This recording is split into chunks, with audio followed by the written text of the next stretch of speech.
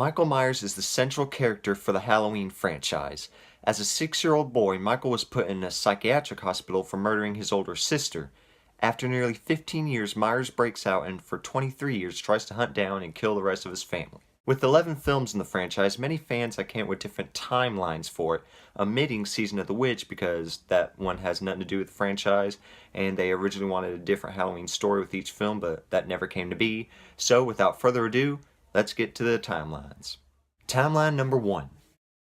This timeline launched with the original and followed by Halloween 2, taking place right after the events of the first one, as Myers continues to kill his sister who has now been taken to a hospital. Michael as well as Loomis are then presumed dead as they perish in a blaze.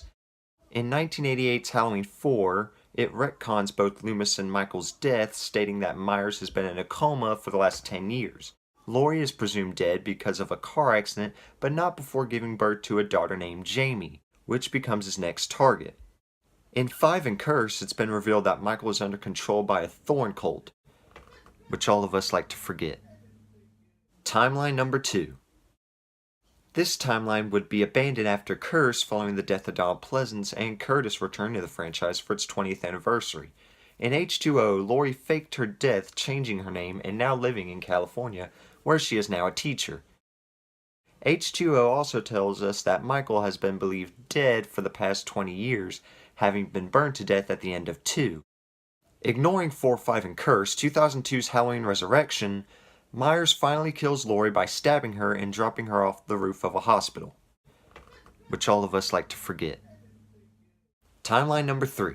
This timeline is just about the 2 Rob Zombie films, starting off with 2007's remake of Halloween, where we take a look into Michael's past before turning into the killer we all know and love.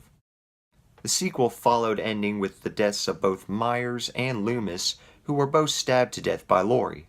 Despite a planned sequel, Halloween 3, I guess they canceled it due to the poor reception of the sequel. Timeline number 4. This one follows the original and says the others never happened until the 2018 film, which is a direct sequel to the original, which doesn't make sense because Halloween 2 takes place right after the original. I don't care, I don't want to get even more confused than I already am. So as you can see, this franchise's timeline is just all over the place. I can't agree on any of the timelines. So why don't you put down in the comments which one you agree with, and we'll see you next time.